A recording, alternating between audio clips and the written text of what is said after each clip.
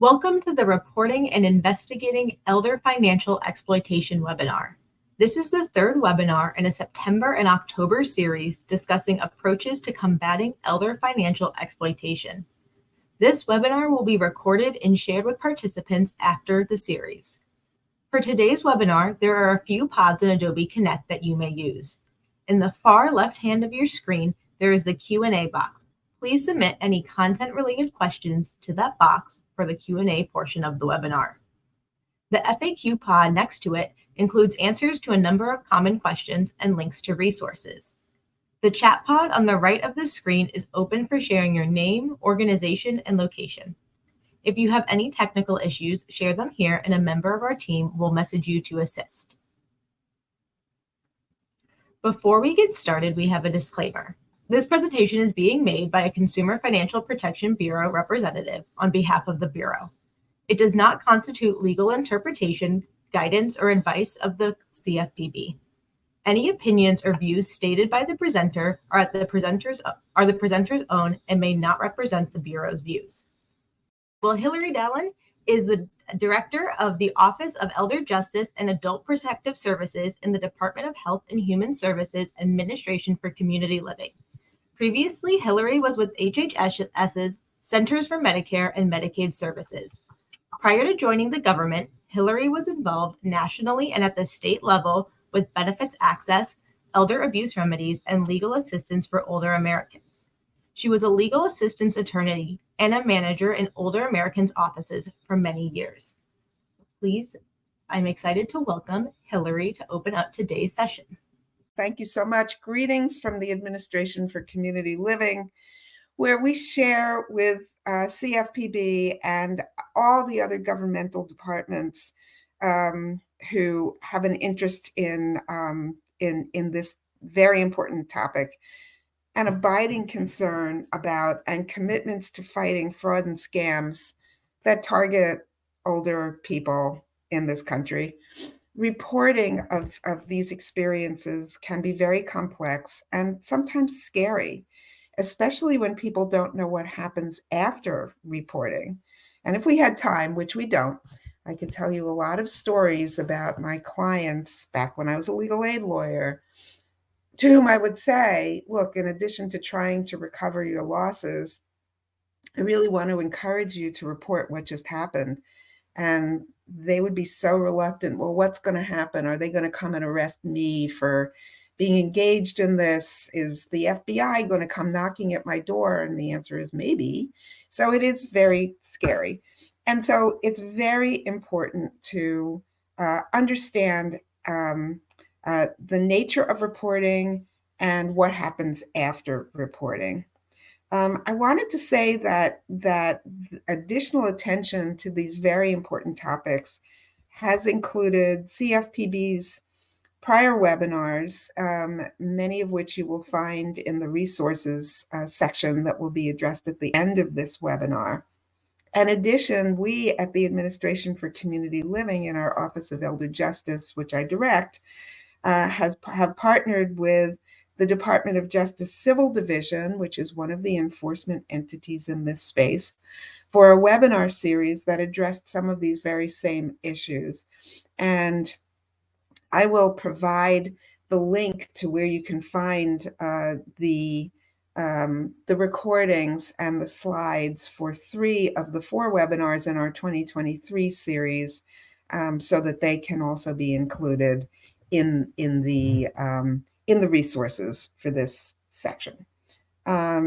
Today, we're going to learn about 3 approaches to elder abuse in general and elder financial exploitation specifically. We're first going to learn about the Department of Justice Elder Fraud Hotline.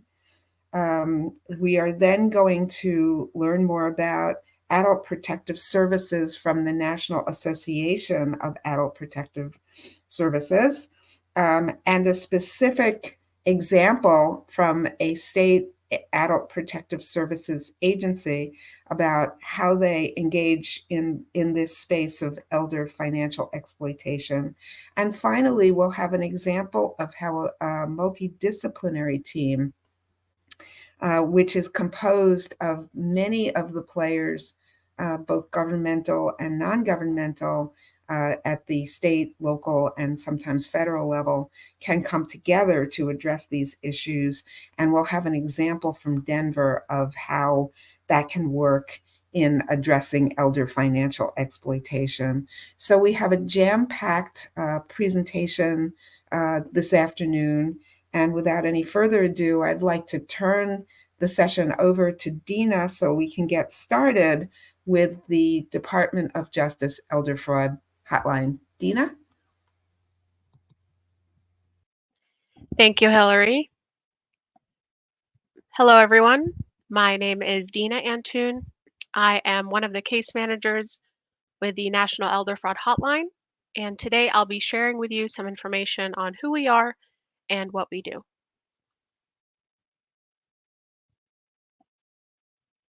This will come up later, but this is our contact information, 833-FRAUD-11 or 833-372-8311, Monday through Friday, 10 a.m. to 6 p.m. Eastern Time, and that is when people can contact us.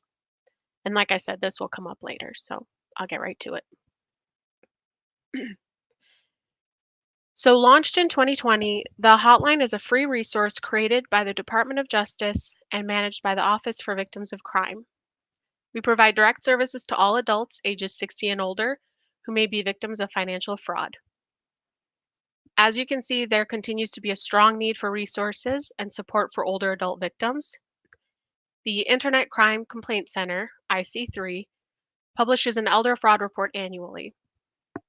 In their 2022 report, it showed an exponential increase in reports of fraud against persons 60 and older. And as we know, that's just what gets reported. These numbers reflect only what makes it into their system. It doesn't include reports from the Federal Trade Commission, who also takes reports on frauds and scams, reports from the Secret Service or other law enforcement agencies. This number to me is staggering, to be honest with you. And the fact that it has continued to increase, is nothing short of chilling, really. Some of the common scams we hear about on the line, some of which you are probably aware of and have heard of before, romance scams where criminals pose as interested romantic partners, tech support scams where criminals pose as technology support representatives and offer to fix, more often than not, non-existent computer issues.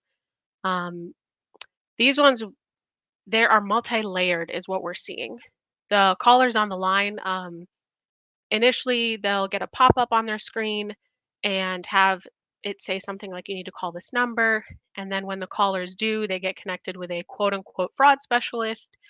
And then that person connects them sometimes to someone posing as their bank, which I notice there's a lot of financial institutions in the audience. So this is something to just consider is the scammers will often tell people that you're already working with the bank, and this causes a lot of victims to not go to their bank. Some of the callers that I've gotten have told me that the scammers have told them the bank is in on it. This is somebody at the bank moving your money around, so don't go talk to them. So as you guys can imagine, that poses a major challenge in trying to work with financial institutions to recover losses or report to financial institutions as well. Some other scams are grandparent scams, government impersonation scams, sweepstakes, and lottery are still going strong. I'm sure we've all heard of and are aware of the Publishers Clearinghouse scam. That one's still very active, as well as a Facebook lottery. And like I was saying earlier, these are multi-layered, and so what'll happen is a scammer reaches out to somebody on Facebook, and then it turns into, we're going to work with this government entity that's going to help you get your money. And so oftentimes it's hard to kind of figure out where it starts and where it ends on the victim side, right? Um, Other scams that we hear about on the line and can assist with are home repair scams. Criminals can appear in person and charge homeowners in advance for home improvement services that they never provide or they falsely provide. I recall some calls from victims saying somebody came to their house and installed an AC unit that either was not working or they pretended to install an AC unit, but they took their funds. And so we're able to kind of help callers figure out their next steps and what to do in that situation. Other in-person scams we've heard of are life insurance sales, a lot of door-to-door sales happening again, and of course, family and caregiver scams. Anytime a relative or acquaintance of an elderly victim taking advantage of them or exploiting them in some financial capacity. So, what happens when someone calls our line? Well, the hotline is staffed by experienced advocates and case managers who provide personalized support to callers by assessing the needs of the victim and identifying any relevant next steps. As Hillary mentioned earlier, there are many roadblocks that exist for older adults in reporting. In our ever expanding world, the internet being a wonderful but large resource, it's hard to know what new resources might be coming up and where to get help. I I can't tell you how many times callers have said, "I didn't even know this hotline existed." Um, Victims also report feeling embarrassed or ashamed at having fallen for a scam, especially since it's been a while that a lot of these have been going on, and people generally think that they know, but they're changing. With technology, they change and they become more sophisticated. Um, there's a concern on the victim's part that their relatives will lose confidence in their abilities to manage their own finances, and a real fear of, and I quote, being put in a home. And oftentimes, when victims do report a crime, they may be unable to provide exact or detailed information to investigators, which makes for a very discouraging experience when reporting and seeking help. All of this is to say that callers can count on our staff to be caring and understanding. We have a very trauma informed, client centered approach that's sensitive to the unique experiences and needs of financially exploited older adults. A growing number of scams, regardless of scam type, have victims downloading apps or going to specific websites that then provide the scammers access to victims' devices, in some cases rendering them useless in even being able to file reports, many of which are online nowadays. And this is where the hotline can help. Reporting is the most important step. While the hotline does not serve in an investigative capacity, case managers can file a report with the FBI's IC3 and an FTC report on behalf of victims. This is especially critical since reporting certain financial losses as soon as possible can increase the likelihood of recovering funds. Although we receive calls reporting the same fraud or same scam type, each situation is still unique, and we do our best to provide individualized care in all our calls to ensure victims get the support they need. We work with callers to identify applicable reporting agencies and provide information, education when appropriate, provide resources and referrals on a case by case basis, and in some situations, connect callers directly with the appropriate agency, also known as a warm handoff. If a case manager feels that a caller is expressing their health or wellness is at immediate risk, we do take steps to connect the caller to Adult Protective Services or contact APS directly. We do also receive a lot of calls from family members, friends, neighbors, and clergy. And while we can't take reports from those parties, we need to talk to the victim directly.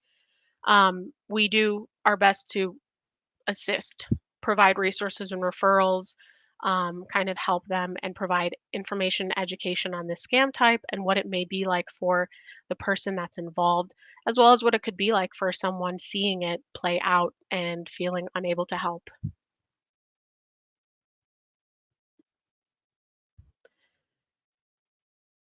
Collaboration is key in the campaign against elder fraud and abuse.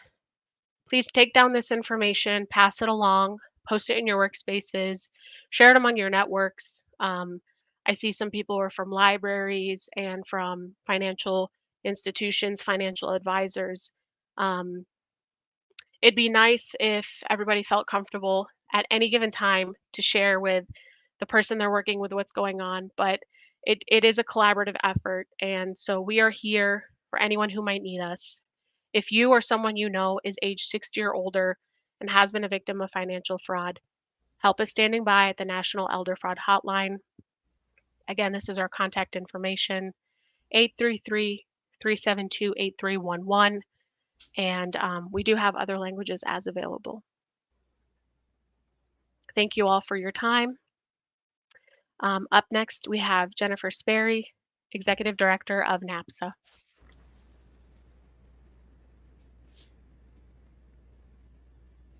Well, good afternoon, everyone. I've got to tell you, I am so excited to see the multidisciplinary network that is over here in the chat. So this is going to be obvious to some of those because I see a lot of APSers on there, but I'm going to give an overview of adult protective services. And a little background on NAPSA to start, because I'm proud of NAPSA. The states began developing their own APS programs in the 70s and 80s without any kind of funding or anything like that. The state administrators really recognized the need for a professional organization, and the NAPSA and the National Adult Protective Services Association was created in the late 80s.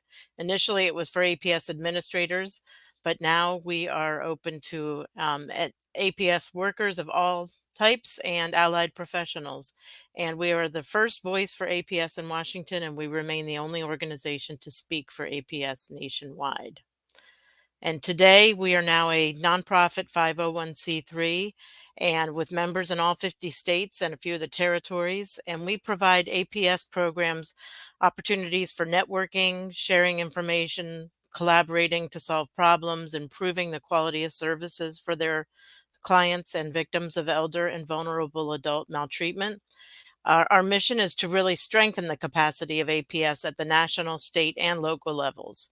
And we are at 2,900 members and growing. So we have definitely come a long way since the late 80s, when I think there were probably about 30 or 40 people that first began NAPSA. So what is adult protective services? With this number of people on a call, there's got to be some people that are maybe not familiar, but hopefully not, with adult protective services. APS are professionals who are typically the first responders to elder abuse and abuse of adults with disabilities. And by first responders, I don't mean EMTs and police. I mean, we get the calls for elder abuse and abuse of adults with disabilities, and they are the first people on this scene. So APS investigates and offers interventions and protections, and I will go into the actual process in a bit. APS professionals may be the only people who see the clients in their homes, the victims of elder abuse and adult abuse in their homes, except for the perpetrators, unfortunately.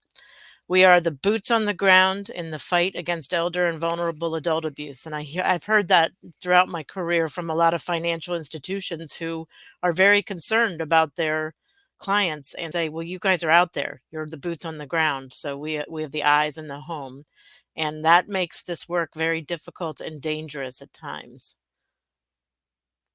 You've seen one APS program, you've seen one APS program. That's the gist of this slide. Right now, the states, they differ from state to state, county to county, APS programs. The definitions of what abuse, neglect, exploitation can be different. The client eligibility regarding age, disability or vulnerability or incapacity, you hear different words in each state. And residence, meaning some APS programs do investigations in facilities, long-term care facilities, some do not. Mandated reporting is all over the map. Almost half the states do require financial institutions to report abuse to APS, and that has been growing the past 10, 15 years. And resources definitely vary. I was on a call earlier this week about rural APS and domestic violence, and the resources in some of these rural areas are really not available. And resources everywhere are a constant struggle, but I really feel for our people out in the rural areas because their drive time's long. It's just there's not a lot of resources. And the APS budgets are being slashed in virtually every state while the client population soars. It's really the demographics of aging, and that's 3/4 of the cases. About a quarter are under 60 years old, but APS funding is always an issue. So our code of ethics, NAPSA developed this code of ethics for the APS field probably 30, 40 years ago. But the bottom line I want everyone to take away from this, if you're not familiar with adult protective services, is that we work with adults and they have the right to be safe.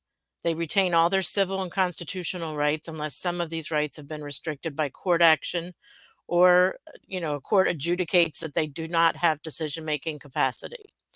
They have the right to make decisions because they're adults and do not conform. These decisions may not conform with societal norms, but as long as these decisions do not harm others, they have the right to make these decisions. And these adults also have the right to accept or refuse services. So it's very different. I get a lot of people say, oh, it's like CPS, Child Protective Services. No, it's not, because these are adults and they have a right, they have civil rights and constitutional rights. And that doesn't mean APS doesn't try to work with them and offer them all kinds of solutions, but at the end of the day, it's their life. So how to report. This is just a link I like to throw into presentations because it gives the state contact for each state to get to the APS program, and it's on the NAPSA website if you go to napsa-now.org. So what happens after a report is made? And this I'm going to try to zoom out here because every state, every county is so different. But the bottom line foundation of what we do is pretty similar. At intake, the report is made, and then an intake person of a staff person reviews the report to determine if it fits the criteria in their jurisdiction to open up an investigation. Then if so, the investigation is open and the protective services worker visits, does calls to collaterals, informants, family members, allied professionals to determine if the older adult or vulnerable younger adult is in need of protective services and fits that state or county's criteria. So then a determination is made to either close the case, unsubstantiated or unconfirmed, the words vary, or to develop a care plan and substantiate or confirm the allegations that were taken at intake. And that care plan is really built to reduce or mitigate the risk that's facing that person.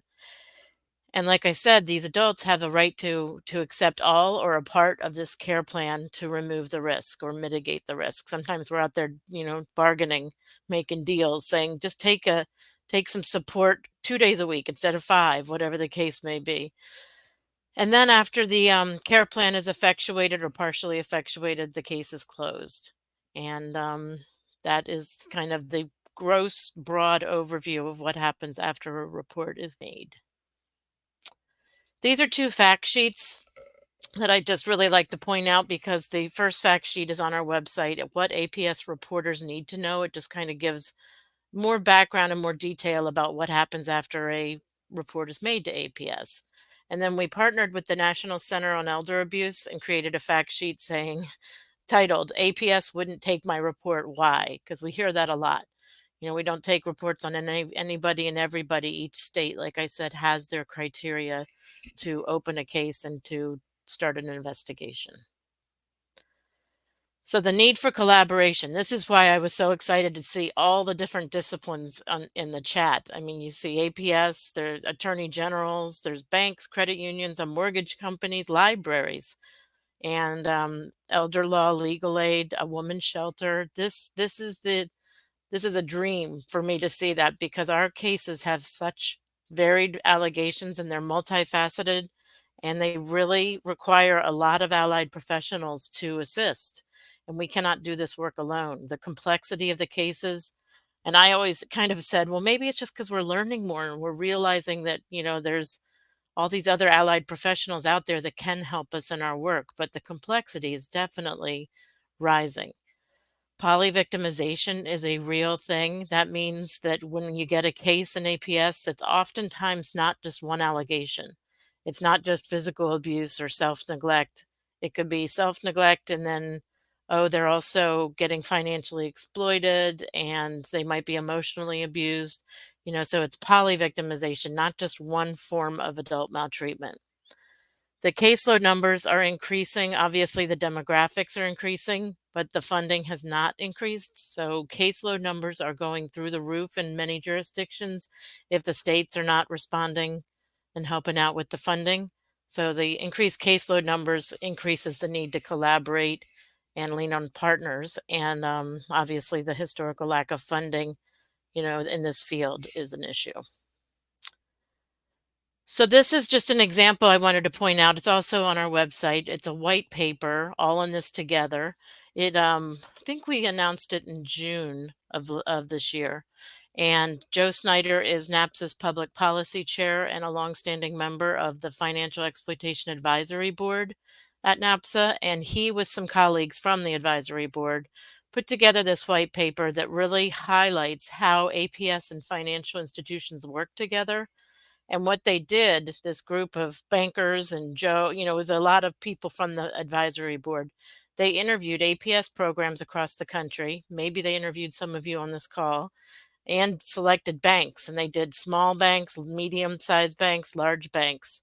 And they wanted to really interview them to talk about what are the barriers, what are the challenges, what are the successes, and how we can improve our working relationships between APS and financial institutions. And there are a lot of recommendations in this paper, and we actually discussed these recommendations and began our work on them at the summit, the Financial Exploitation Summit in Boston this year at our annual conference in August. So that was just the start. We've got a lot more work to do. So the bottom line is, and to close, the more we work together with allied professions, the better APS can help combat this growing problem. And it's not just APS, it's all of us. And this is just a list of a few, but there's many more disciplines on this call that on this slide that are involved in this. So I appreciate your time today. There's my information if you have any further questions. And now I will introduce Reagan Copper, who began working for Texas Adult Protective Services as a caseworker in 2007 and has held various positions within APS. She's currently the Senior Policy Analyst on the APS policy team. Along with Reagan is Jennifer Catalani, and Jennifer has worked for APS for 16 years and is currently the Program Administrator for the Coastal Bend and Laredo area of South Texas. Ms. Catalani is certified by the Federal Law Enforcement Training Center as an adjunct trainer on elder abuse. So now you're getting to talk to the boots on the ground. So I will let Jennifer and Reagan take it from here. Hi, everybody. Thank you so much for having us. This is Reagan Copper, and I'm going to start the Texas portion of the presentation with an overview of how APS works in Texas. And then I'll pass this over to my colleague, Jennifer Catalani, who will talk with you about how Texas collaborates with external partners. So we wanted to just kind of start with a little bit of background for our authority here. In the 1970s, the United States Congress passed Title 20 of the Social Security Act, requiring all states to protect children and vulnerable adults. Then the Texas legislature enacted Chapter 48 of the Human Resources Code, which provides our statutory authority to investigate maltreatment of elderly persons or persons with disabilities and to provide protective services to these people. And then we also wanted you to know about our Texas Administrative Code. Within that code, you will find definitions of the types of maltreatment that we investigate. You'll find definitions for perpetrators that we can investigate, and you will also find our client eligibility criteria. So speaking of client eligibility criteria, we'd like you to know that in Texas, our clients are aged 65 or older, aged 18 to 64 with a substantial impairment, or they can be emancipated minors who have a substantial impairment. We define a substantial impairment as a disability that grossly and chronically diminishes a person's physical or mental ability to live independently or provide self-care as determined through observation, diagnosis, evaluation, or assessment. We'd also like you to know that most of our clients live in their own homes in the community. However, if a client lives in a licensed facility and there are concerns for maltreatment by an alleged perpetrator who is not affiliated with the facility, APS can investigate those allegations. We'd also like you to know that if a case comes in with an alleged perpetrator that does not meet our definition, we will refer those allegations to the appropriate investigative entity, and then we would look at the possibility of possible neglect in that situation. So let's talk about types of maltreatment that APS in Texas investigates. We investigate neglect either by an alleged perpetrator who is a caretaker or neglect of self. We also investigate allegations of abuse and financial exploitation. For abuse and financial exploitation, the alleged perpetrator must be a caretaker, family member, or other person with an ongoing relationship. And in case you're curious, we define an ongoing relationship as one that includes all of the following: frequent and regular interaction, a reasonable assumption that the interaction will continue, and an establishment of trust beyond a commercial or contractual agreement. So examples of ongoing relationships that we would investigate would be a close friend, a paramour, or a roommate. We do not investigate allegations against alleged perpetrators who have an online-only relationship to our clients. Again, in those situations, we would refer those allegations to other investigative entities, but we would look at the possibility of whether the client is in a state of self-neglect. And so now I want to talk specifically about our definition of financial exploitation. So you can see it on the screen, and I'll go ahead and read it out loud for you guys too. When an alleged perpetrator is a caretaker, family member, or other person who has an ongoing relationship with the alleged victim, financial exploitation is defined as the illegal or improper act or process of the alleged perpetrator using or attempting to use the resources of the alleged victim, including the alleged victim's social security number or other identifying information, for monetary or personal benefit, profit, or gain without the alleged victim's informed consent. We'd like you to know that in Texas, our definition does not include theft or scams.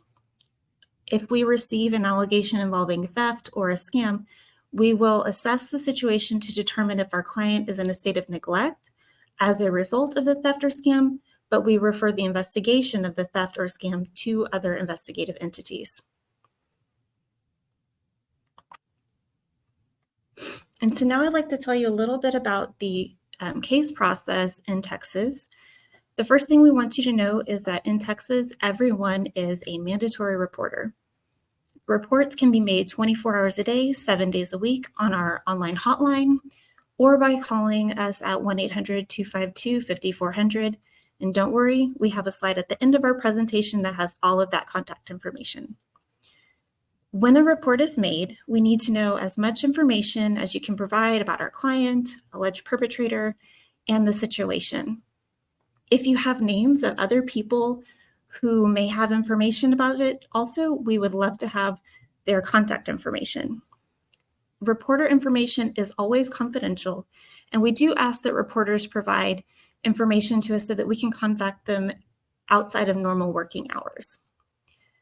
After a report has been determined to be appropriate for APS, it is sent to a local office, and within 24 hours of receiving the report, our staff will begin contacting people identified in the report as knowing how the client is, so that we can try to start assessing how urgently we need to get out there. We complete initial face-to-face visits with our clients within 24 hours, 3 days, 7 days, or 14 days of receiving the report, depending on the urgency of what's going on with our client. And during our investigations, we'll interview our client, alleged perpetrators, and others who may have the information about what's going on. We collect lots of evidence, and if we determine that an allegation is valid, we will provide services as needed.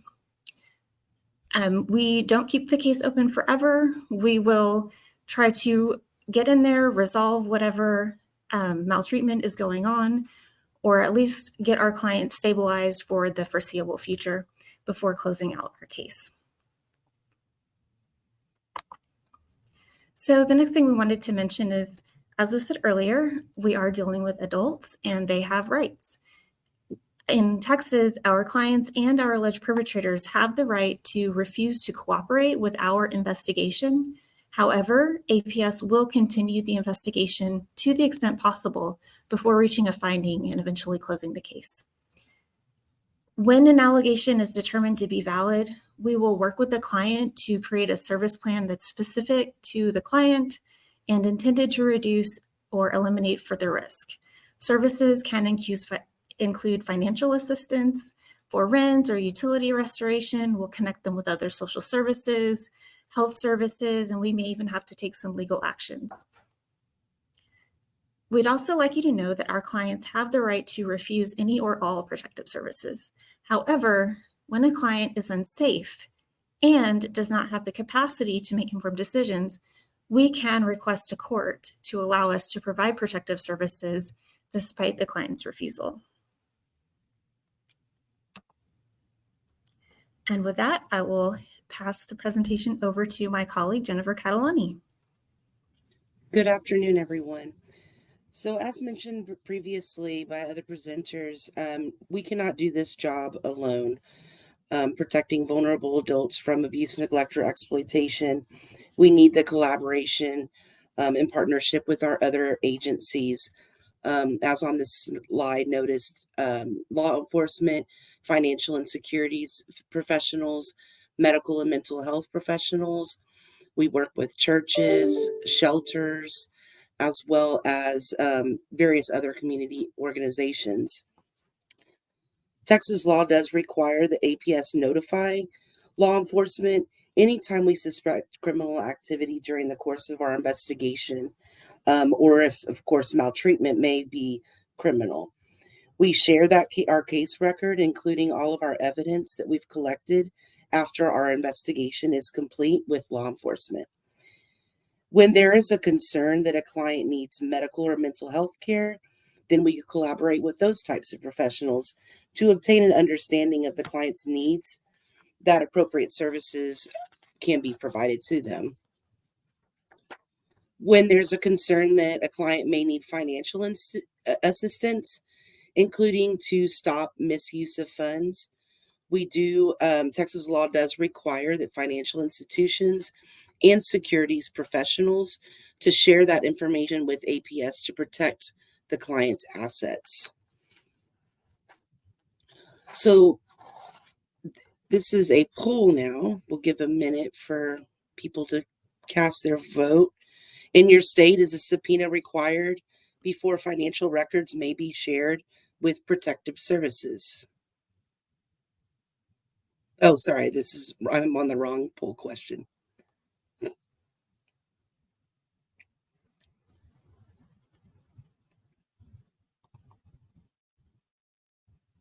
Thanks, Jennifer. I just switched over to the other one. Thanks. I'm sorry about that. Oh, no problem.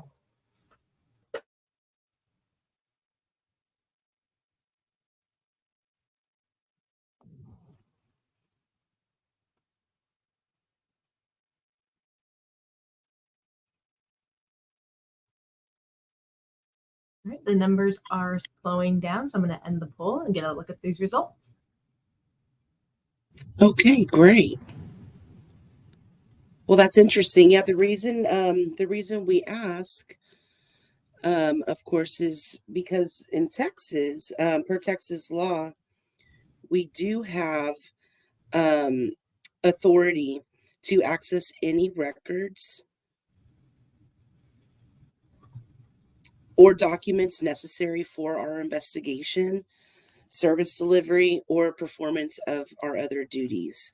We're exempt from fees for those records, and if access to the record or document is denied, we may request a court order to gain access to the information.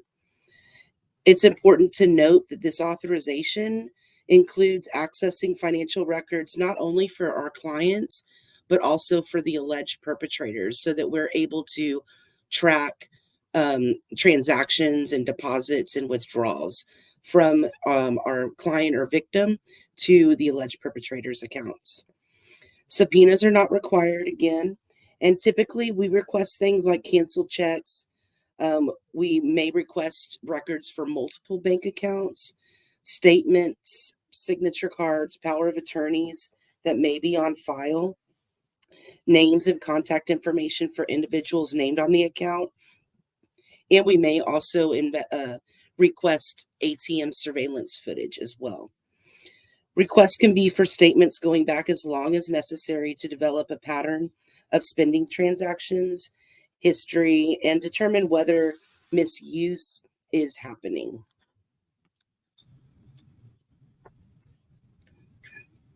So here we have another poll question, or actually two. In your state, can a financial institution or securities professional freeze an account when there's concern for exploitation? And in your state, can APS request financial institution or securities professional place a hold on a transaction when there's concern for exploitation? So we'll let everybody get their answers in.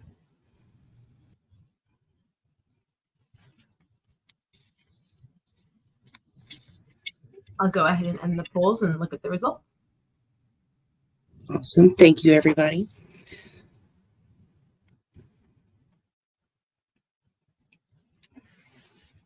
Okay, so I see a lot of people do have the ability to place a freeze.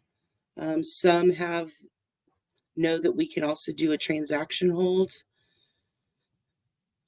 in their local APS.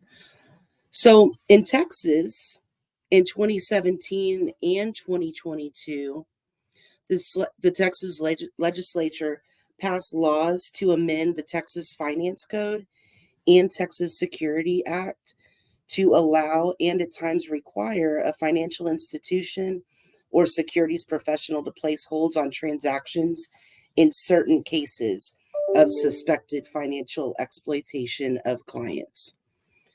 So while these laws gave APS the authority to request a hold on a specific transaction or type of transactions on the client's account, it does not give us the authority to place an overall account freeze, whereas in Texas, whereas financial institutions could.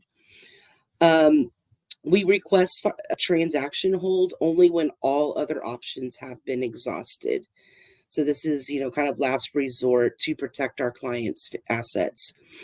Time frames, our initial request for a transaction hold is for only 10 business days.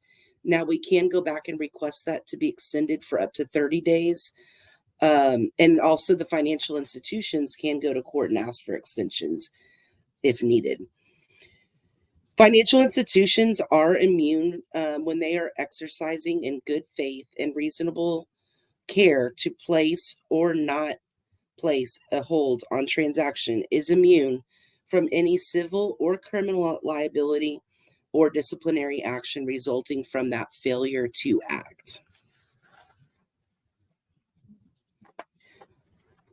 So in the situations of rapidly diminishing assets, the Texas Estates Code allows appointment of a temporary guardian for people whose person or estate requires the immediate appointment of a guardian. The court appoints a temporary guardian with powers limited to those required by the case circumstances. When we are, APS is aware an emergency exists regarding a client's assets, either as a result of self-neglect or financial exploitation, we oftentimes see that immediate intervention is needed because it's likely that the client's mental abilities are so impaired that the client cannot handle his or her financial affairs. So if all least restrictive alternatives have been explored, such as alerting financial institutions or the client's income sources. If all those things have failed or may be impractical, APS may seek a temporary guardian of the estate by referral to our Health and Human Services Office of Guardianship Services program. And so in those cases, we will work cooperatively with HHS in order to assist in stopping that bleed. Some of the least restrictive alternatives that we'll try, again, before going to that step of guardianship or making that referral for guardianship, is we'll try revoking the POA or getting that POA revoked with the client, appointing a new POA, changing bank accounts, canceling credit and debit cards, creating trusts, petitioning Social Security Administration for a new rep payee, and reporting the misuse of the fiduciary to Social Security, of course. And that also goes the same with even a VA fiduciary. Some of our challenges and successes. So in fiscal year 2022, the state of Texas investigated a little over 12,000 exploitation investigations. As you know, investigating exploitation is becoming more and more difficult and time consuming. In Texas, we're seeing clients with multiple financial accounts, and there's more and more online transactions and payments going through things such as Venmo, Cash App, Amazon, streaming services, cryptocurrency, accounts at other banks in other states. So access to records has been complicated in some of these, especially the much more complex cases that we receive. So how we're working through that.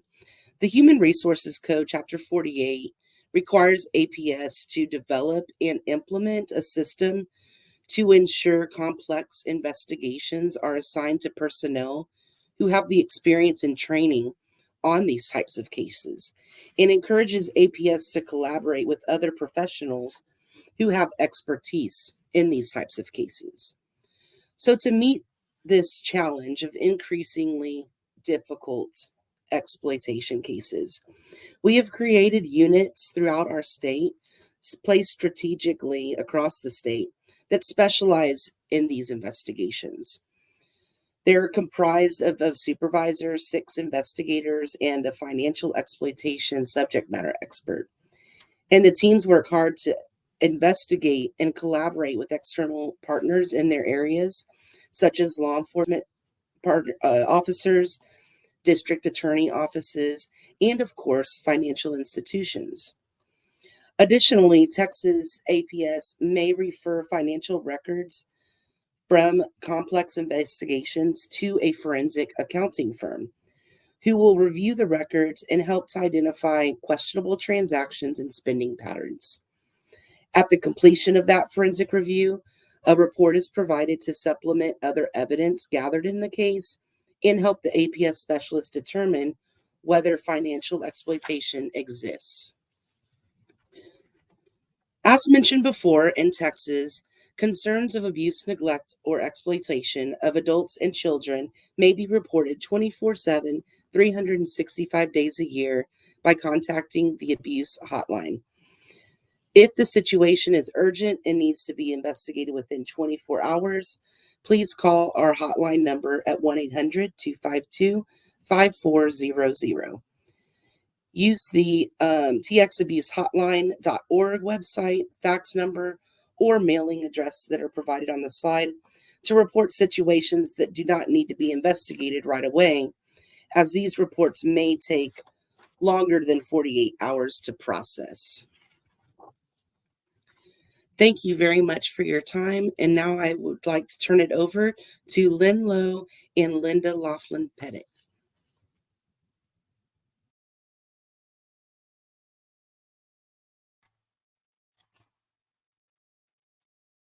Thank you. I am not seeing a camera. Options. So we're just going to jump into our slides. So I'm so glad. This is Linda Laughlin-Pettit. I'm with the Denver City Attorney's Office. I'm going to start us off, and then I'm going to turn it over to Lynn Lowe, our Senior Resource Navigator. I'm really glad to hear so many of our speakers talking about the collaboration that's already in place, because what we have found in Denver is that this collaboration is key to our success. And one of my favorite quotes is this from Woodrow Wilson: "I use not only all the brains I have, but all I can borrow." And that's really been our approach in Denver, because when we first started our project to address abuse in later life 13 years ago, excuse me, this is what we did as an exercise. We mapped out all the different places where older victims could go, just in Denver specifically alone, not even in the suburbs, but where they could go in Denver to get assistance for abuse in later life. And so if you look at this maze, you can see why people get into their professional silos. There's not necessarily information sharing. And it's very possible that a victim who enters the system, say in the top left-hand corner, never gets to the service they actually need down in the lower right-hand corner, and hence the need for the collaboration. So we developed what eventually became the Denver Forensic Collaborative for at-risk adults. And this is a group of approximately 22, 23 programs. We have typically 35 to 40 people attend on a monthly basis. It's a very action-based group in which anyone can bring a case that they want to staff. Those cases can be about domestic violence, sexual assault, financial exploitation, housing exploitation, and as was mentioned earlier, there's so much polyvictimization that we see that victims who come in with one presenting need actually have several other victimizations in the background. We find that this group helps us develop a plan in most cases for who can go forward and make a contact with that victim. And it's from a multidisciplinary approach. So if APS brings the case, they've got the case open. They may have tried A through F different options. And because of the different people around the table with different insights and different expertise, we may come up with options I through L for them to try. Or somebody else may be able to reach out and reach out to this victim. We also know that many of these cases are not arrestable.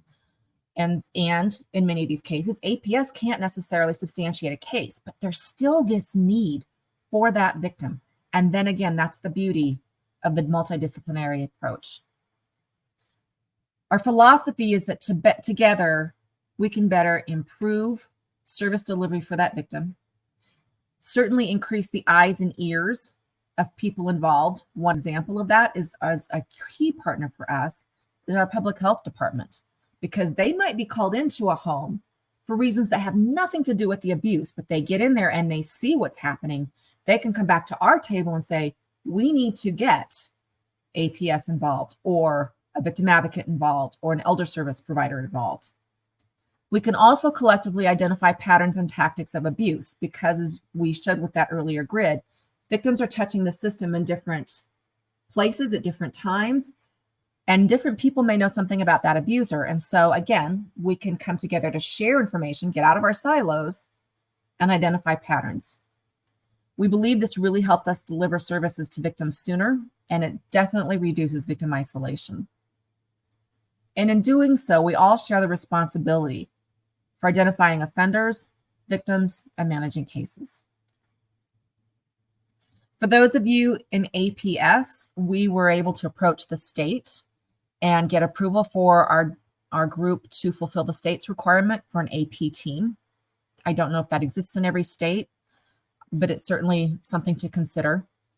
We bring open cases, so the case can be ongoing. They can be being investigated. They can be open with APS. They can also have been fully adjudicated. Doesn't matter. We'll take any case. Our caseworkers from APS are always invited to attend, and they don't all every meeting, but most of them try to get into the meetings to present their cases. We've also been able to provide extensive training to law enforcement through some grant funds that we had when we first started.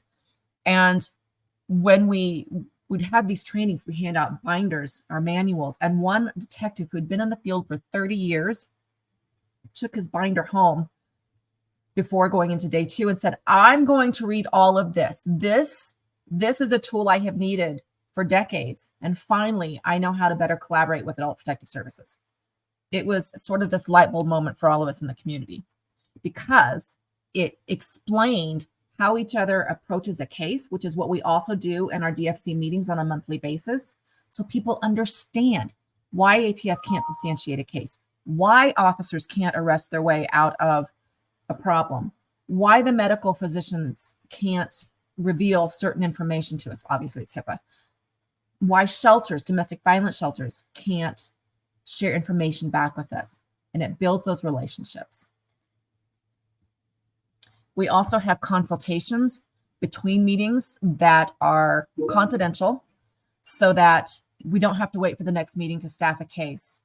We have a significant number of financial exploitation cases. There's no way we could wait for each monthly meeting to discuss those cases with those who need to be weighing in. If you're interested, I know you're getting copies of these slides. These are just our tips and tools for how to start a multidisciplinary team. Simply put, start by inviting. What we found was that it was helpful to take certain people to coffee. I'm sure you're all familiar with professional egos and turf wars or concerns. And so we just wanted to take people out and let them know what we were seeking to build, how it could help them, and why it might benefit them.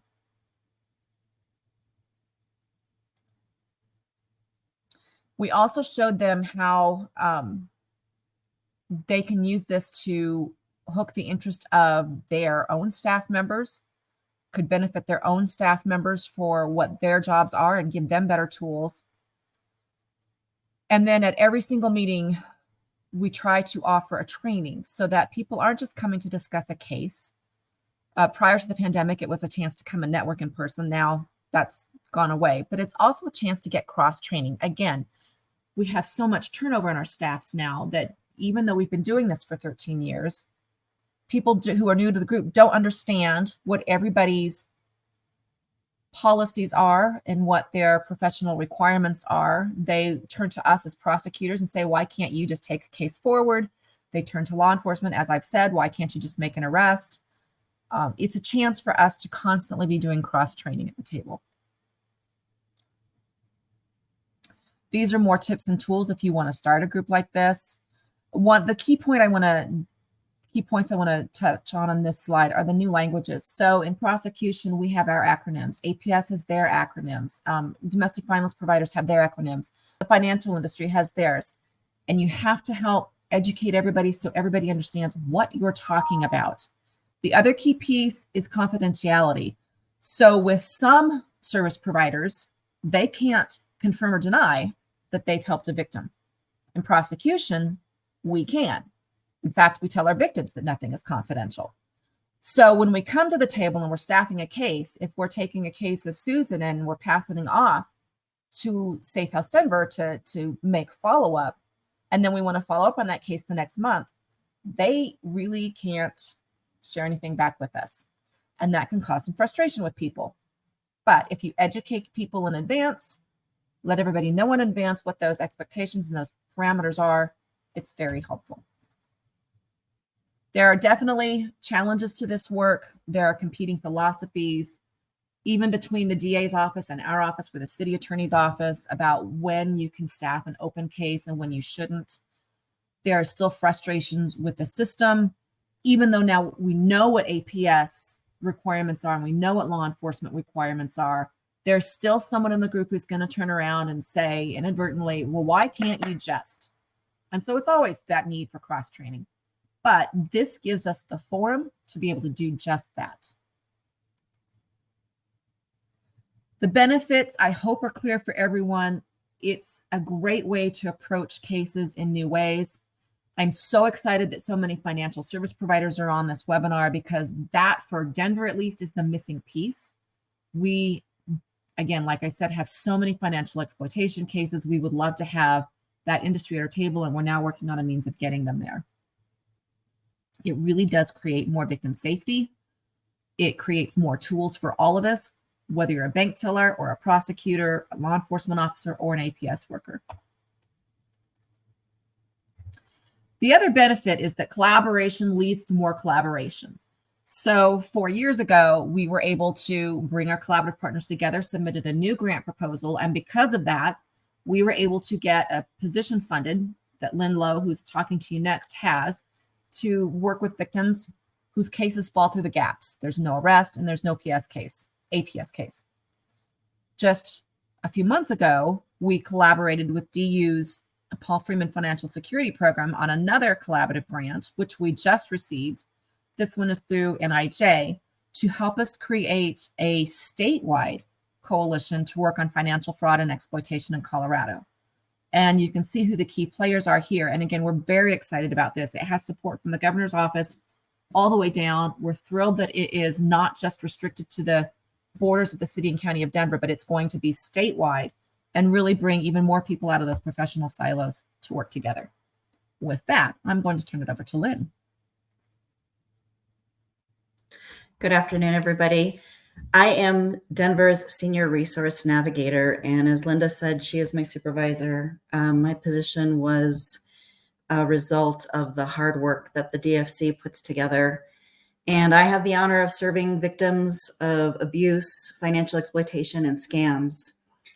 And as we've seen through APS, there's a lot of requirements that they need in order to be able to take on a case, and sometimes some of our clients have needs and have wants that nobody is providing for them. And if they are the victim of a financial exploitation or scam, where there is no person that law enforcement is able to locate or prosecute, then they are also left without any kind of resource or support. And so I have the honor of being able to go into the homes of those clients and visit with them and ask, how are you doing? Are you okay? How has this affected you? And get a very big picture of what is going on and how they're doing at that time. I provide outreach to each client with a trauma-informed approach, and I do the best that I can to provide resources that are available. What we noticed, obviously, I think everybody has seen this since 2020, the increase of victimization and the increase of repeated victimization. So victims falling, and I hate to say the word falling for scams, but being a victim of a scam more than once. I listened to the victims and what they had to say. I did deep dives into the behind the scenes of what people were doing from other countries.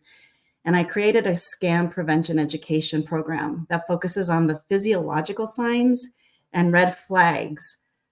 I felt that teaching scams is good, but it's never enough, because if that is not the scam, that happens to that victim, then it's not as beneficial as teaching those warning signs and what those physiological effects can be. We all know by now that scams are sophisticated. They're always changing. And so I feel like if we can teach what those red flags are and teach them to clue into those physiological signs, they will be better prepared in keeping themselves and their finances safe. Scams are known to trigger the emotional center of our brain, and that's one of the things that I teach. They either do that by creating a stressful problem that causes a victim to go into a fight or flight. And we all know that when we go into fight or flight, our critical thought processes slow down. Or they present something that is going to bring joy and elation, like your lottery scams, your romance scams. You've won a car, you've won a house. The other unfortunate thing is our clients are often kept on the phone for hours, and this causes such severe exhaustion. And it causes so much frustration when they realize they've been scammed. They feel like they should have known, or they should have recognized what was going on. They blame themselves for being too trusting or naive. But when our bodies are under that type of stress, then, oh, I'm sorry, I've not been forwarding my slides. When our body is under that type of stress, we don't react with a fully functioning critical thought process. When working with the victim, we have to consider the traumatic impact of scams and the financial exploitation that it has on them. Even a small loss can have a profound effect on a victim. We have to realize that the prevalence of their trauma what that is, and we need to respond appropriately. We tend to forget that many of our victims have suffered historical traumas or have a trauma history. They may also be dealing with illnesses, recent losses, and we have to realize all that is going on in their world.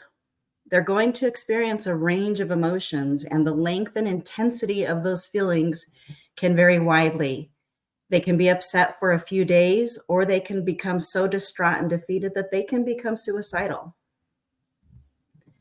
By empowering clients with those red flags and teaching them about those physiological effects, I'm hoping to empower them. I'm not just working to prevent the victimization, but also hoping to alleviate their guilt, their stress, their frustration. I'm hoping that this is the beginning of that path to help them to heal. Victims can report feeling isolated because of what happened, ashamed, angry, violated, anxious, shocked, sad, and hopeless. They might become afraid, hypervigilant. They might be self-conscious and become depressed. They lose their trust in their own judgment, and their trust in others is often shattered. This crime is a personal violation, and it's just as violating as someone breaking into their car, breaking into their home. They're worried about their ability to manage their financials. They're worried their children, family, or friends will also second guess their cognitive abilities, which can cause stress, which can affect those cognitive abilities, right? So, and you have to understand that when I work with the clients, I'm also reaching out to the families to get a sense of what their support is, to see if there is cognitive concerns, are there trustworthy family members to be able to help? And all familial support reacts differently. I've seen the family withdraw emotional support, become angry with their family member, keep their kids away from their family member because they fear their ability to have good judgment. And I've seen them become overbearing when they're just trying to protect their family member. I've seen them take away cell phones and take over finances. And so it's trying to get everybody to understand how a scam can happen to anyone despite their age, and also helping them to understand how they can be more supportive and a more positive effort for what that person is going through. Our victims might lack opportunities to recover those losses, and that could lead to a loss of independence and a loss of their home. They could become homeless. What I hope that we learned from today is that what we hear and see on the daily, it's easy to see it as another statistic, but to really focus on that trauma with that client and be compassionate and understanding, because to them, this is devastating.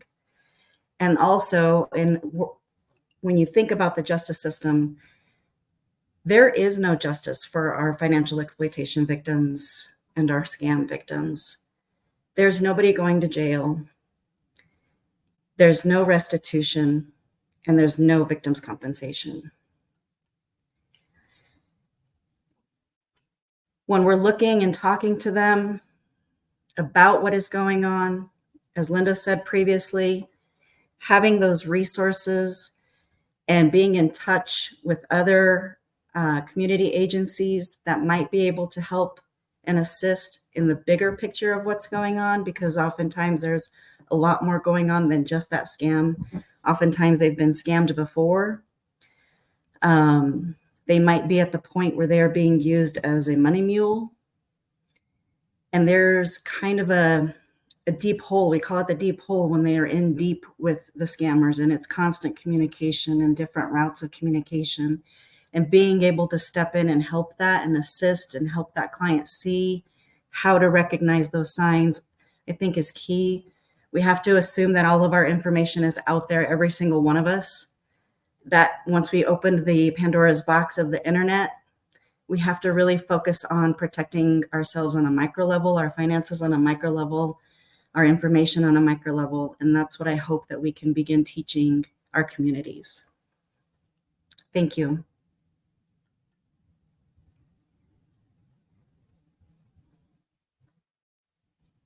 And I think we have up Jennifer. Thanks, Lynn. So Jennifer is gonna hop on and just cover something really quickly, and then we'll be starting Q&A. So if you haven't asked any questions, feel free to put them into the chat. But while you're thinking of those questions and we're getting Jennifer's mic connected, feel free to respond to this poll if you haven't, and let us know how you would best describe the organization that you are working with currently.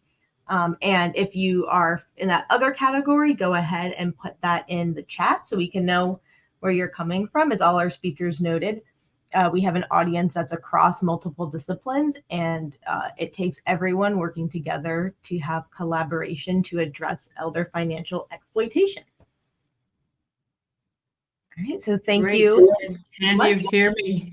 I can, Jennifer. All right, I'm going to move back to the slides. Okay. Leave the poll up for a moment. Sounds like we have a echo on my part.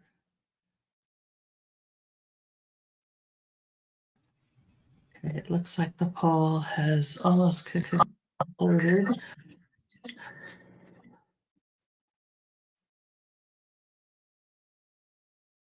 Good.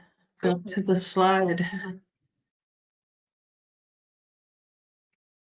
All right. So it was mentioned earlier in a planning session, the question came up whether we would be talking about suspicious activity reports or not. And I thought that since it's true that 54% of you today are financial institutions, we could touch on it for just a quick moment. Before we go any further, though, Nicole, does it sound like an echo on your end? Slightly, but not too much. I'll take a look and see if I can address it, but I think you're good to keep it on. Okay. It's weird for me, but as long as you can hear me all right, I'll carry on. Okay, so I'm Jennifer Duane with the Office for Older Americans at the Consumer Financial Protection Bureau. And I was the lead with the pen on a memorandum several years ago that was issued in 2017 that was from FinCEN, and well, we were the lead, Consumer Financial Protection Bureau. Can you still hear me? Yes, I can, and the echo is gone. Okay, good. And the echo is gone. So that's great. Thank you. I just want to make sure. So I led an initiative for the Bureau concerning suspicious activity reports, and I'm actually leading another initiative to that effect right now, but we won't talk about it today. But I wanted to just touch briefly upon this, given the subject matter, that one of the ways that elder financial exploitation is reported is by suspicious activity reports, or through suspicious activity reports that are filed with the United States Treasury. It's a bureau called the Financial Crimes Enforcement Network, and it's within the U.S. Treasury. These reports are required under certain circumstances, and they are only filed by financial institutions, certain financial services, and there's a little more than a half dozen of them that include depository institutions, which are banks and credit unions. And then there's also some others like insurance companies and mortgage lenders and money service businesses, such as, a money service business is like a MoneyGram is a big name, and so is Western Union. And then there's others like casinos. And anyway, it's easy to look up. You can go to FinCEN That's FIN, capital CEN.gov. And you can find out more about SARS. You can also use a table. There's a table in there. It's not easy to use, but there is a table in there that you could actually look up the aggregate data that's filed on SARS to indicate to you how many SARs are filed in your zip code or in your state. As I said, it's not necessarily easy to do, but you can do this. So filers can indicate in their SARs whether the suspicious activity involves EFE or hundreds of other types of activity. So that means that SARs are not filed specifically on elder financial exploitation. In fact, the system is an anti-money laundering system. It is an anti-terrorist financing system. It also has a lot to do with the kinds of transactions that involve money laundering that's related to the movement of drugs, of illicit or illegal substances, and also could be gambling rings. It could be there's just a number of things. Terrorist financing is one. So only 3% of the amount of SARs that are filed every year are filed on elder financial exploitation, but there is a specific checkbox on elder financial exploitation, and that checkbox can be checked, and then it makes it easier for law enforcement to find those SARs specifically by searching elder financial exploitation. And last year, 106,000 SARs were filed on elder financial exploitation. And what makes these documents or these filings so valuable to law enforcement is that financial institutions also file SARs with supporting documentation that is referenced. And that supporting documentation can be something like a signature file, or it could be account statements, or it could be photographic evidence from an ATM, could be other filings such as currency transaction reports. There's quite a number of potentially attachable documents. It could be a power of attorney or something else that is suspicious. We have at the Bureau we've done a couple of studies on suspicious activity reports that I think would be really helpful for APS folks and law enforcement, those of you that are on here, and also financial institutions, to know that we are paying attention to these. It is sort of widely understood that SARs are, they're filed with the United States Treasury. They're very, very secretive. They're held under the Bank Secrecy Act, and there are criminal penalties for unauthorized disclosure. So unfortunately, APS is not able to get a hold of these reports. They are confidential sources for law enforcement only, but they are there. And if you are in really good collaboration with your local law enforcement agencies, you may well be able to work out a way to have a benefit from the filing of SARs without actually seeing them, which would be illegal. You do not want to be seeing them. And if you are seeing them, we have heard of mistakes being made out there where SARs are being sent to APS. You do not want that to be happening. That is not a good thing, and that could get you and or your team into lots of trouble. So I won't go into a lot of detail, but I just wanted you all to know that they are filed. They are generally accessed by federal agencies, and also perhaps your state elder justice coordinator, your state attorney general's office on the criminal side only, and also by your elder justice coordinators or your U.S. attorney's offices, also prosecutors such as local or regional prosecutors such as the district attorney's office, state police office, metropolitan police departments often have access to SARS. So there is a lot to be said for them. They're tremendously valuable, but they're sort of little known, and they've just really started to come into their own as a very valuable tool recently when elder financial exploitation was added to the checkboxes of the different types of things that can be reported. So I just wanted to mention that because it is a form of reporting elder financial exploitation, and that is in the title of our session today. And so I will just leave it there. Feel free to pop up any questions you may have, and we'll do our best to answer them or respond to you after the session. But now I want to get back to the questions that are being asked of our wonderful group of panelists. Please turn your cameras on. I'm going to keep mine off because my camera's been a little funny today and has been stealing bandwidth.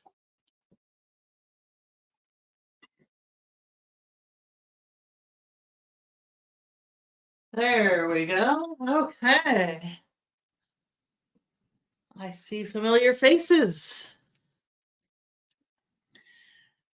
Hillary, Jen, Linda, Reagan, and Dina. I don't know you personally, but hello. And Jennifer Kalani and Lynn Lowe. Hello. Okay, so let's see what we have here. Looking in our Q&A section. What investigative entities handle scams? Specific organization that will investigate if it involves their organization, for example, IRS, SSA, etc. Who investigates scams? And I guess that is kind of a question that maybe could circle through APS in terms of your capacity to investigate scams. So I'll just throw it out there and then let's see where we go. So APS does not, or at least in Texas, we do not investigate scams. So like, and also an online relationship would not meet our criteria for an ongoing relationship as well, because I did see that question popped up, kind of related to the same thing. So we don't investigate scams. So we would refer those to law enforcement, FBI, anybody else that would pick it up. But we also encourage people to not report those things to us, because we would take a look at it from the aspect of self-neglect. And is there self-neglect going on because this person has fallen victim to a scam? Maybe they have dementia and they're not getting the care that they need, or the assistance they need in the home. Someone maybe needs to step in and help manage their money, that kind of thing. So we'll explore it from that perspective. But again, we don't have the authority to investigate scams itself. Okay, does anyone else have anything to add to that? Yes, this is Hillary. I would like to add to that. First of all, to say that just because somebody was scammed, we should be very, very careful about jumping to conclusions about whether they are. I don't like the term self-neglect. It's a blaming term, which we really try and use, but it does not necessarily mean that their cognition in any way is impaired. And I suspect that if we all ask, some of us on this call, actually on this webinar, have probably been victimized by scams, because the data would seem to suggest that there are enough people on this call that there probably are some who have experienced this awful thing. It can happen to anybody. And so what we really need to focus on is the enforcement, and that gets to where should it be reported. So I want to go back there, because there actually are a lot of places to report it, and that's one of the complexities. I would certainly urge APS in the states where they do have responsibility for financial exploitation against elders or what are called vulnerable younger adults, because they are boots on the ground, and so they are close to people, and they can also refer to all those wonderful resources, is particularly taken by the last presentation about care coordination within the context of a multidisciplinary team. APS participates in multidisciplinary teams, so that can kind of keep it really boots on the ground. However, to shut down most of these scams, they are at a higher level than that. And in fact, I'm sure that Jennifer and our other colleagues from CFPB will and reinforce, as well as Dina from DOJ, many of these are actually international. So reporting it to the appropriate federal authorities is also really important. And that's true even if the individual who has experienced the scam does not hear what the results are of the report, because sometimes to protect the integrity of the investigation, they will not hear back. But reporting it through DOJ's Elder Financial Fraud Hotline, we've heard just wonderful things about what the caseworkers there do and how they do their referrals, both to care for the individual experiencing these terrible things, but also to the enforcement and investigatory entities that can really go after the scammer, because that's what we really want to do is shut down the people doing this to folks. So that is one place. And then CFPB also has an entryway for reporting. And on top of that, I believe in just about every state, and Jennifer, you'll correct me if I'm wrong here, the Attorney General's offices usually have a consumer complaints option, and they will also go after these crimes, and as well, they will help to make sure that the reporting is coordinated and goes to all of the places where it needs to go. So I just wanted to weigh in on those things. And Jennifer Sperry, I don't know if you have anything to add on APS.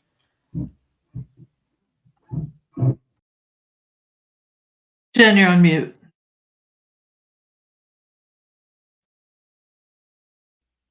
I don't have anything to add, and I'm unfortunately going to have to jump to another call at 3:30. So it was really an honor to present with you all and continue the conversation. Thank you. I will stay on for questions as long as we need to be on. Jennifer, I would like to add to please also Lynn, go ahead. To report to your local law enforcement. It's very rare, but we have had some real success. If it gets reported in a timely manner, our detectives can jump on it, and they have been able to get in touch with the banks, reverse some of those wire transfers, stop. Sometimes the scam starts, right, with a certain amount of money, and then they call back and then they ask for more money. So if that person realizes by the time they've got that second group of gift cards, that's a lot of times victims will report to me. That's when I started to feel like something was really wrong. And if it gets reported at that time, they can confirm for them immediately, please don't send those gift card numbers over. Please don't send any more money. And they have saved some money and gotten some money back. And again, they're not the ones that are going to go out to these other countries and arrest these perpetrators. But in our case, we're fortunate that they can get me involved to do some of that resource navigation and support in education. And some of the other communities are starting to pick up on some of that. So I would encourage people to also report to your local law enforcement and to the FTC. Yeah, I'd like to add that some of our calls, we do have callers stating that there were couriers involved.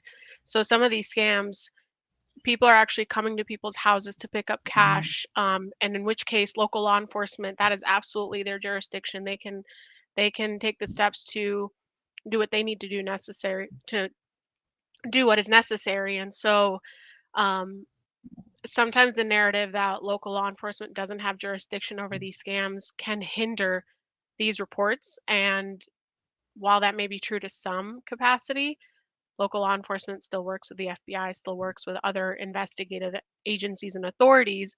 And again, as we've all said, it's a collaborative effort. So, as much as possible, for those of you who do come in contact with people who are reporting that they're potentially being scammed or anything, ask questions, ask all the questions, do so in a very collaborative way. I know some of the questions in the chat and what we've talked about with victims feeling fear and shame, as much as possible work with them. That's the one thing that I'd like to stress is older adults don't want to feel like they're being told anything, and that is absolutely fair. I don't want to be told anything, right?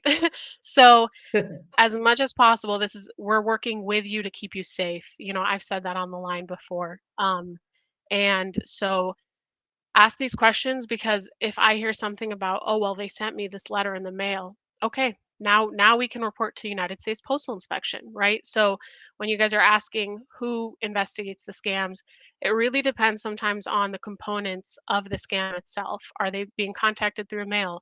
Is it the internet? Is it the phone? There's a lot of different agencies that help, and these small details really do matter. So as much as possible, try to get to the bottom of those. Yeah, Thank you, I Deanna. also have to jump to another meeting, so I'm just going to jump in here for 1 second. But thank you, Lynn, and thank you, Dina, for your comments on this very important question. And I just wanted to add, because so many of our participants today are from financial institutions, that there are also resources specifically for financial institutions. And the one I'm familiar with is BankSafe from ARP, but there are other similar programs that will actually train frontline staff at financial institutions to do things like question, withdrawals that are being made, or to take advantage of all of the state laws that might be available to just kind of slow down the drain on money that so often happens in frauds. I want to thank everybody for coming to this webinar. It's been great being a part of it. Thank you for inviting me, CFPB. And I just wanted to, again, emphasize, as I did way at the start, there are lots of resources from CFPB. There's our webinar series, which also addresses a lot of these issues from the perspective of the older people and the social services agencies, including Adult Protective Services, that are there for them. So there are a lot of resources, but there's also a need for ongoing conversation, as our colleague from Denver so well noted. The more we talk about this, the more we learn, and the more we can really do to empower older individuals to mitigate these things, to recognize them, and if they do fall victim to them, because again, it can happen to any of us, to know what the remedies are, both the systemic remedies of going after the bad actors, but also the remedies for them to recover their agency and recover their losses to the extent possible. So with that, I'm going to say thank you, and I'm going to have to exit as well. But thank you all very, very much.